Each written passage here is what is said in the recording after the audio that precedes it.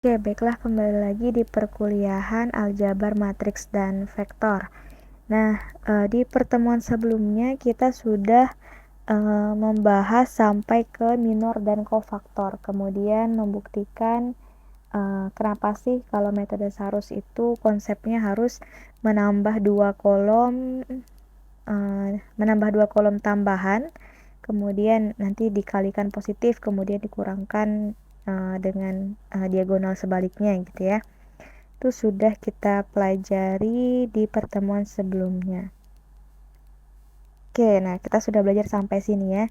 Nah, pada pertemuan kali ini kita akan mulai masuk ke matriks kofaktor dan membahas tentang aturan Cramer juga.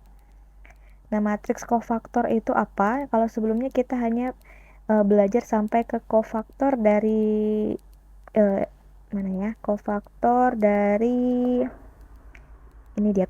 dari entry AIJ adalah CIJ, kemudian min 1 pangkat I tambah J MIJ. Jadi kita baru sampai ke kofaktornya saja. Nah, kalau pertemuan kali ini kita masuk ke matriks kofaktor. Artinya apa? Simpelnya, sederhananya adalah matriks kofaktor berarti matriks yang berisikan kofaktor-kofaktornya. Nah, kalau definisinya di sini dikatakan bahwa misalkan A adalah matriks persegi berukuran n kali n dan CIJ adalah kofaktor dari AIJ.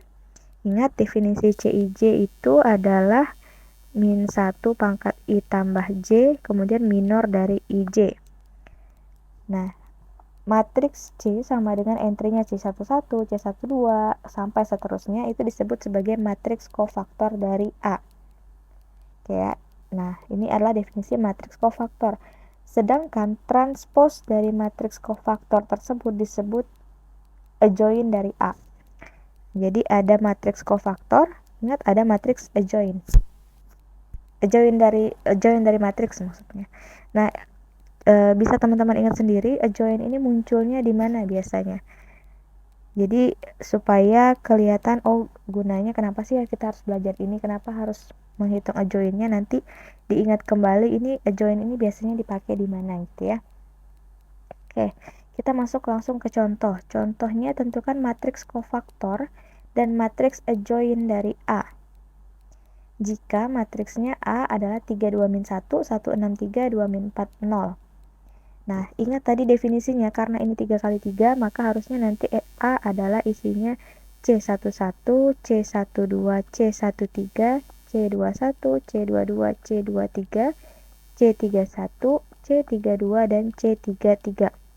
Oke, maka yang kita cari adalah kofaktor 11 berapa isinya, kofaktor 12 berapa.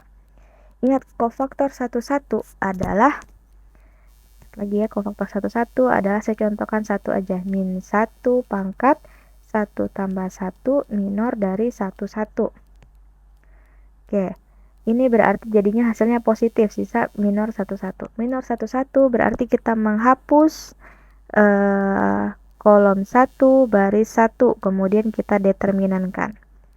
Oke, hasilnya adalah berarti 0 dikurang minus 12 sama dengan 12. Oke, maka C11-nya dapat. Kemudian C12 seterusnya dengan cara yang sama, maka kita bisa dapat hasil seperti ini ya. Jadi C11, C12 dan seterusnya. Silahkan teman-teman coba sendiri di kertasnya, benar enggak hasilnya seperti itu. Sekarang adalah matriks kofaktor, berarti kita tinggal menyusun saja. Ini diganti 12, C12-nya diganti 16, C13-nya diganti ini, dan seterusnya.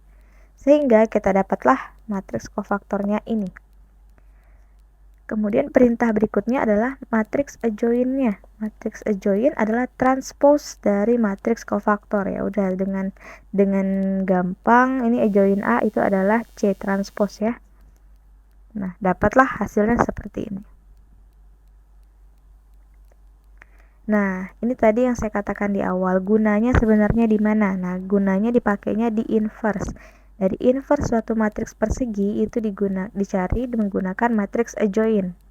Teoremanya di sini dikatakan jika A punya inverse, maka A inverse sama dengan seperdeterminan A adjoint dari A. Ini adalah kalau kalian di sekolah dulu misalnya matriks A itu ada isinya A, B, C, D, maka A inverse adalah 1/A AD min BC. Kemudian ini ditukar gitu ya, kemudian ini dikasih minus. Nah, ini yang sudah kalian hafalkan joinnya ini. Nah, sekarang kalau 3 kali 3 joinnya gimana dong? Apakah yang mana yang kita tukar, yang mana yang kita minuskan gitu. Nah, maka di sini kita harus bukan ininya yang kita hafal tukar tambah minus, tapi joinnya. Konsep join yang harus kita tahu bahwa join ini adalah kofaktor transpos dari matriks kofaktor. Nah, dan kofaktor ini ingat adalah min 1 pangkat 1 tambah I tambah J minor dari IJ gitu. Jadi ini seperti berantai. Kalau mau dibuktikan bisa misalkan join dari A, berarti kita harus cari kofaktor transpos dari matriks kofaktornya. Berarti kalau misalkan tadi A-nya adalah A, B, C, D, kemudian kofaktornya nanti berarti isinya C11, C12, C21, C22. Oke. C11 berarti nanti min 1 pangkat 2 minus M11 berarti sisanya C11 itu D. Kemudian C12 berarti min 1 pangkat 3 minor 12 berarti baris 1 kolom 2, baris 1 kita hapus, kolom 2 berarti sisanya adalah minus C. Ini tadi apa ya? Ini harusnya D gitu ya. Kenapa D nya seperti ini? D min C benar? Salah ya, harusnya adalah minus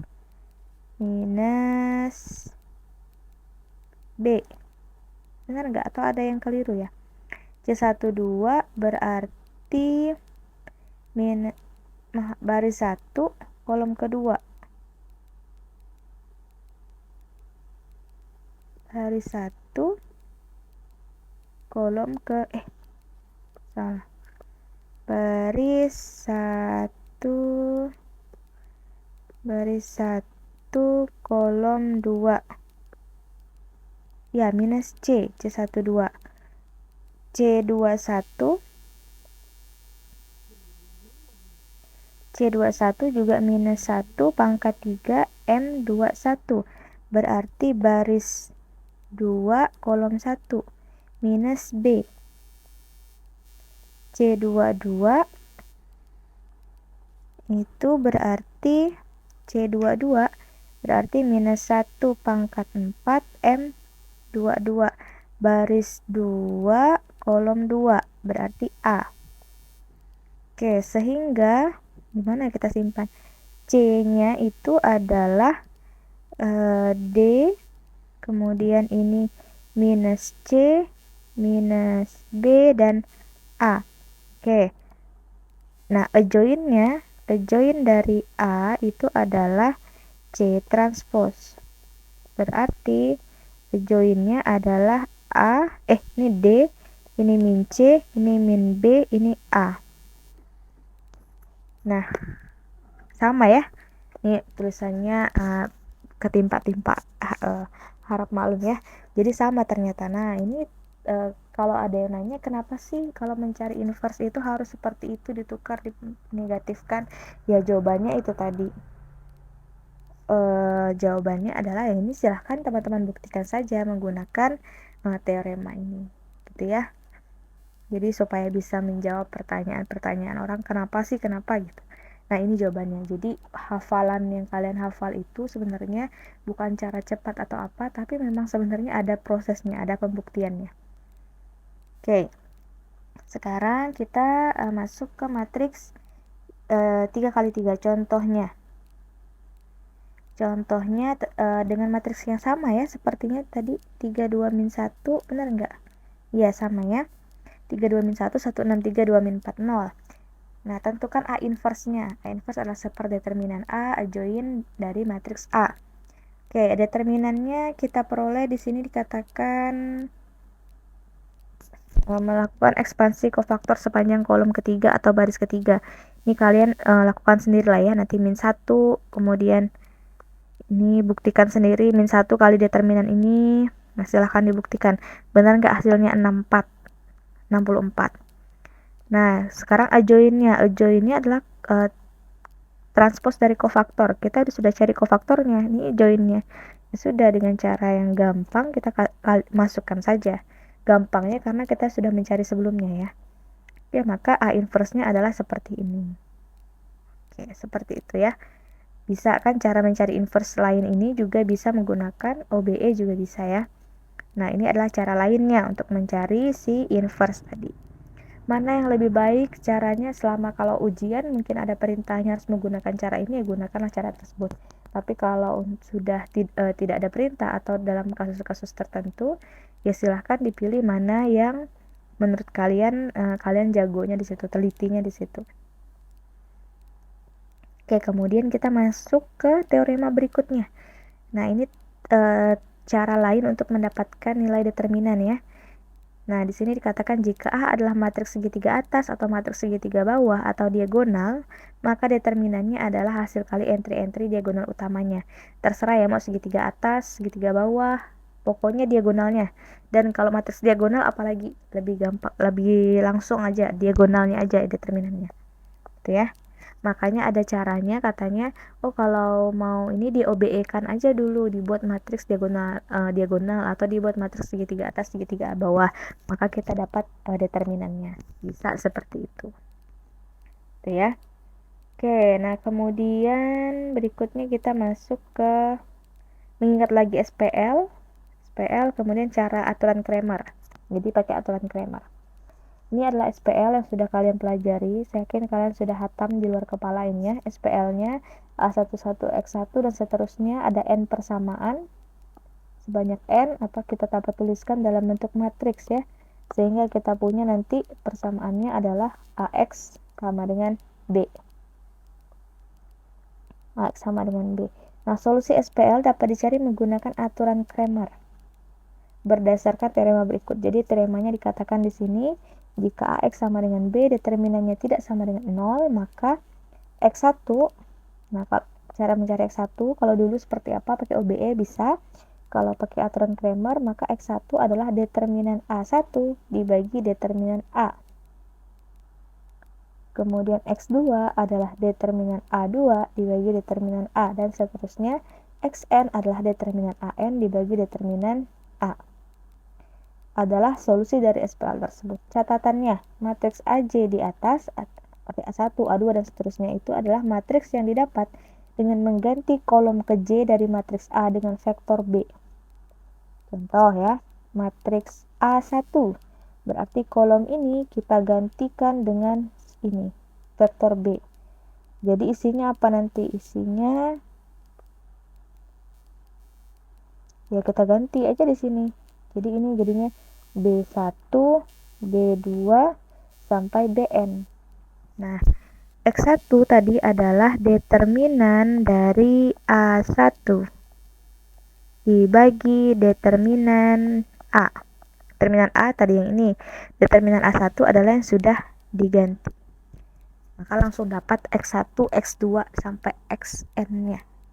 Seperti itu. Kita masih konsepnya saja di sini, belum ada latihan soalnya. Nanti silahkan untuk aturan Cramer, latihan soalnya boleh dicoba untuk di buku Howard Anton ya. Seperti itu. Saya rasa untuk pertemuan kali ini sampai di sini saja. Materinya tidak terlalu banyak, tapi tetap harus banyak latihan soal ya, supaya terbiasa dan ketelitiannya bisa terasah. Oke, saya rasa cukup sekian. Silahkan selamat belajar dan selamat mencoba. Terima kasih.